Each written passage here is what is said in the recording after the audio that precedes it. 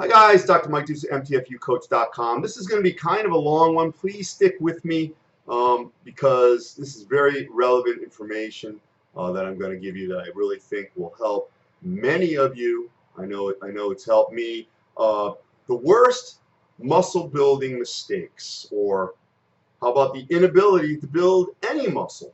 I think maybe many of us have experienced that at given times. I gotta say, for me, I'm probably a hard gainer or a slow gainer, whatever you want to call it. I found age 54, soon to be 55, I've always been in the 180s when I'm in top shape. I'm about 190. I was 187 yesterday. I wake up at a different weight. The number doesn't really matter that much, but never going to be a mass monster. Boy, did I try though, you know. But in essence, I have to say that I'm a hard gainer, but a gainer nonetheless. I can still gain muscle, and I know humans in general are happy and content and will keep going on as long as they're making progress, however begrudging it may be. But how about many of us that go to the gym, we give up because we see no change, and there's many reasons for this. I got notes. I don't want to skip anything here today. You know, number one thing that people do is they overtrain. And when I was a kid in the 70s, my mother would take me to the gym, Olympia Health Studio, 15 years old. I remember once I went 3 times in one day.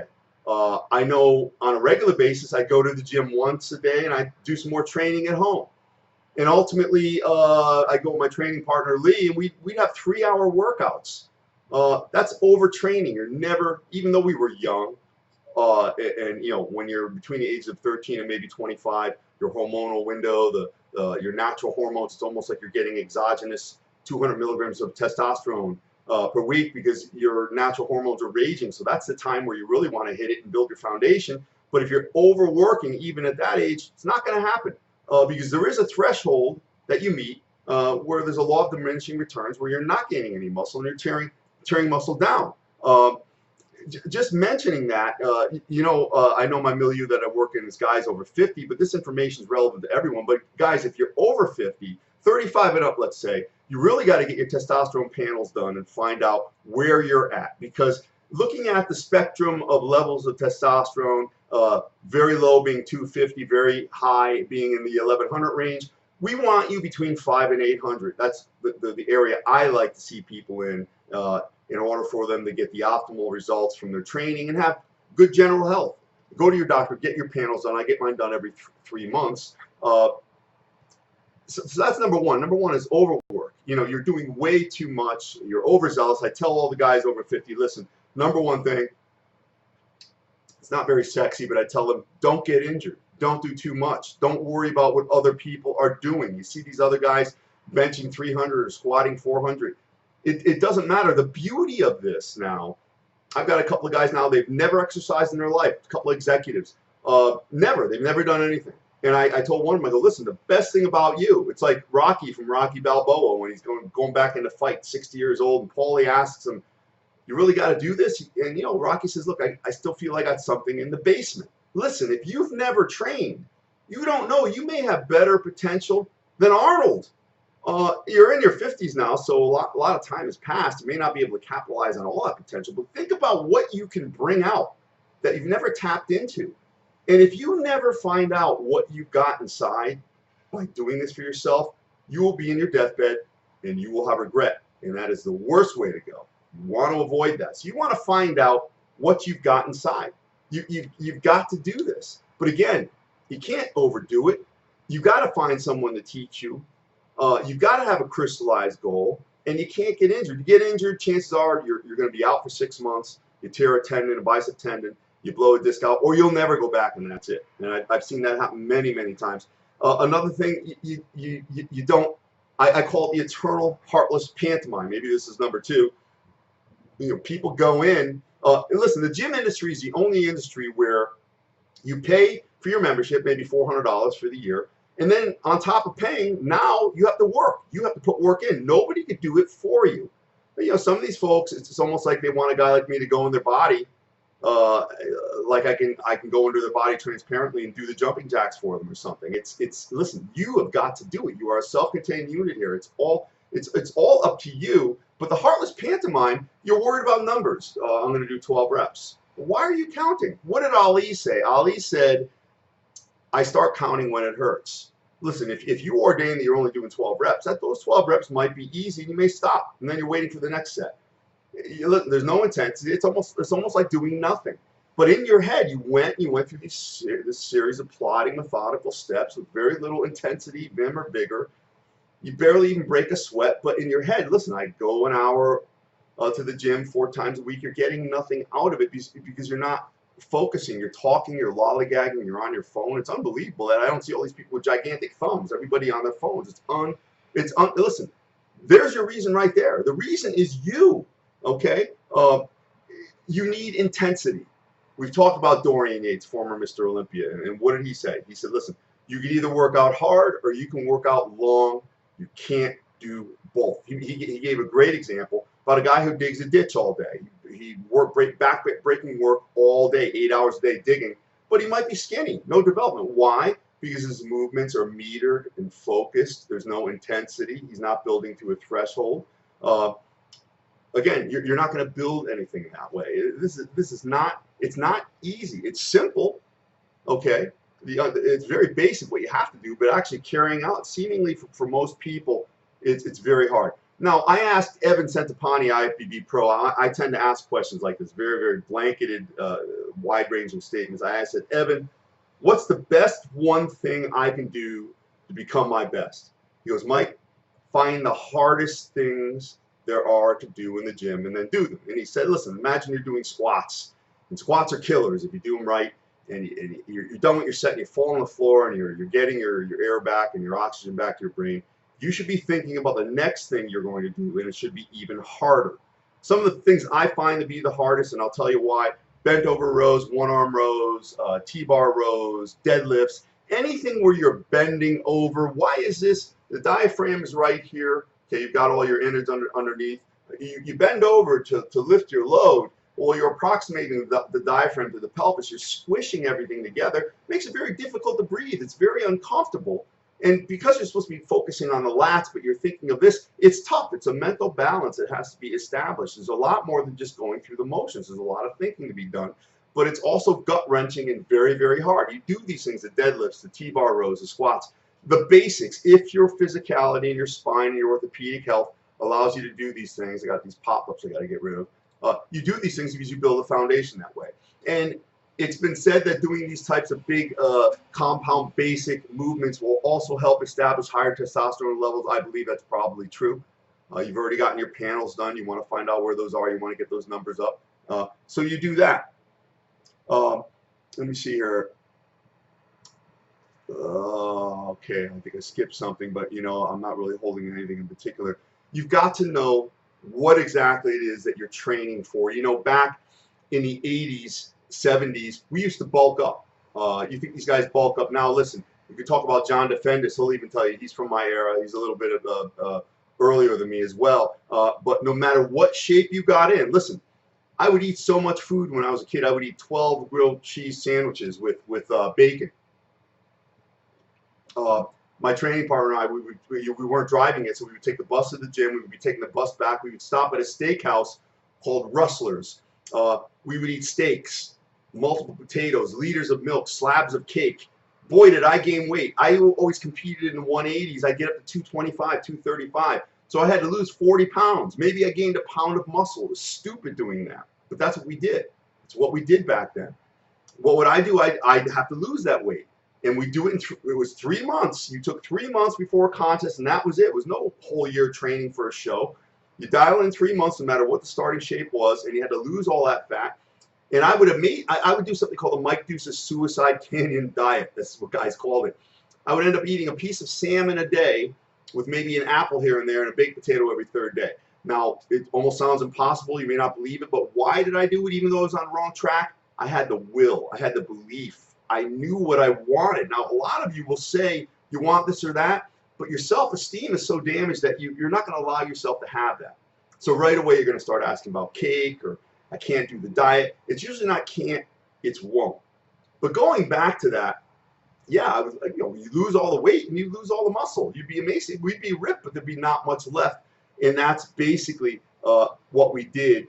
You know, being a hard gainer, again, maybe I made it hard for myself doing the wrong things, But you know, you've got three body types. You've got endomorphic, which is real slow metabolism. Mesomorphic is kind of in the middle. That's me.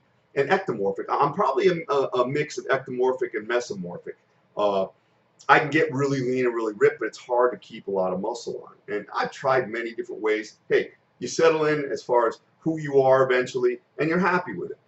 Because I'm going to tell you something about being 240 pounds. I wanted to become a big Gaspari-like guy at one time, but I also liked feeling really good. And the word unwieldy comes into play. It is rather, to me, it's unwieldy to be carrying around 240 pounds and supporting that quality tissue all the time. And then something else takes over. It's called being overly mindful. To carry all that muscle around all the time, you've got to always be thinking about your workouts, always be thinking about your sleep, always be thinking about your 6 to 12 meals a day, always be thinking about over expenditure of energy. The list goes on, and it impedes growing into other areas of life for a lot of people I've seen.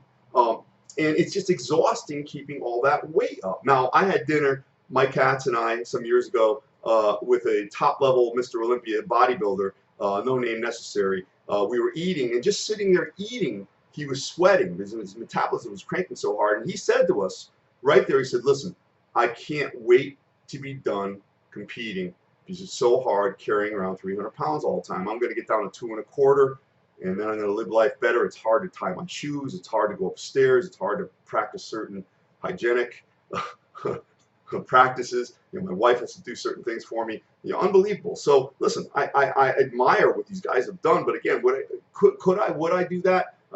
I'm kind of glad I wasn't able to. I don't know if I would have been able to maintain it. As far as calories go, the types of calories, listen, I've come across a lot of hard gainers many times, usually younger guys, and they'll say, I eat all this stuff and I just can't gain any weight. I guarantee you, you're eating shit. You're eating the wrong food. Like Arnold said when he was really young, it's important to eat a lot of food, tons of it. Doesn't matter what, as long as there's a lot of it. Well, I don't know if I agree with that, okay? Arnold probably wouldn't agree with that now. In fact, at that age, in his teens, late teens, early 20s, he was pretty heavy, you know, not very cut. But I can tell you now, it's quality of calories. And when I address this, some people say a calorie is a calorie, like these, if it fit your macros people, they say it doesn't matter where the calories come from as long as they're calories. Well, listen, there's octanes of gas for a reason. Low octane is a lower price. High octane is a higher price.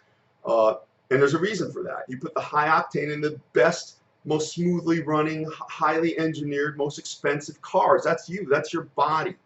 Okay, why? It's more expensive to eat well and to eat nutritiously and eat those calories that go to your muscle cells. When my training partner and I, when we were kids, eating those tons of food, going right to the fat cells.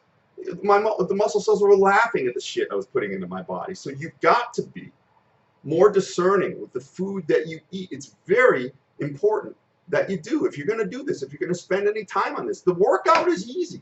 The workout is easy. It's the food that people always, they kind of waffle on. I got a guy right now, I go, well, how's the food going? Well, you know, he kind of waffles. Right there, I know that he's not serious. It can be done. I read somewhere that the average American, if they had to, could not get a hold of $400 tomorrow if they had to. Bullshit. Like an old lawyer told me once when I first started practice, he goes, Michael, there's a lot of money out there. You don't have to be a doctor or a lawyer to get it. You just have to learn how to get it. You get that money because you need the money to get the food that you need to fuel yourself and feed yourself and build yourself, because this is the #1 possession right here, okay? And when it's coming from me, I mean it. It's no rah-rah. It's no bullshit. You know, people always talk about health, good health. Nobody cares about their health. They care about looking a certain way. They only care about their health when their kidneys start to go, or where they're coughing up lung, or where they're shitting blood, or whatever the hell it might be, okay? Some people are in such bad shape they don't even notice when they think these things are supposed to happen. It's unbelievable. So you're going to replace the crappy calories with good calories. And ordinarily, you know, the interesting thing is when you're really fat and out of shape, sometimes you're not eating that much. Your body has had it. The metabolism's shot. You replace the bad calories with good calories, you end up eating more. And it's more meals, okay, because it takes more. Those foods don't have as many calories as the bad foods. And it might be hard. This is where supplements come in, and where I do agree with supplements. I'm not big on supplements. I'm more whole foods. Some people can't get in enough of the whole food, so maybe a protein drink. You do your due diligence to find out what's good for you on that. And you do that, and you get that, and you get that in, and you get your nutrition in, and you feed your body, and you work hard, and that's how it's done.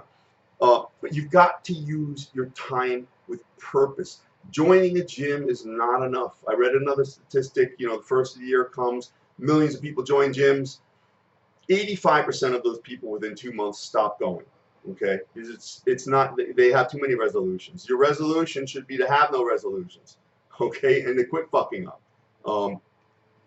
And another thing, please be safe. Don't get injured. Don't do too much. Don't do the wrong things. Learn from somebody you trust. And there are no secrets. There are no secrets. You have to have laser beam focus. You almost have to be kind of like a crazy person to believe you can be something that you're not right now. And you know, look, really, I've had a lot of success in life. I've had some failures, but I've made money. I've had successful businesses. I'm not going to say I'm getting older because I don't think of things that way. I'm just here. I just exist every single day, and hopefully I go for a long time. But if I don't, you know, I've had a good lick. But I will tell you this: everything I do, and I mean this, has to have value, has to have reason. I have to be creating a change somewhere, and as it is for someone. It's very important to me to not waste my time and not to choose a person to help that's going to waste their and my time, because it's not you I blame. You're already broken in that way. I chose you. I made a mistake of choosing you to help you, yet you waste your time. And this is serious business.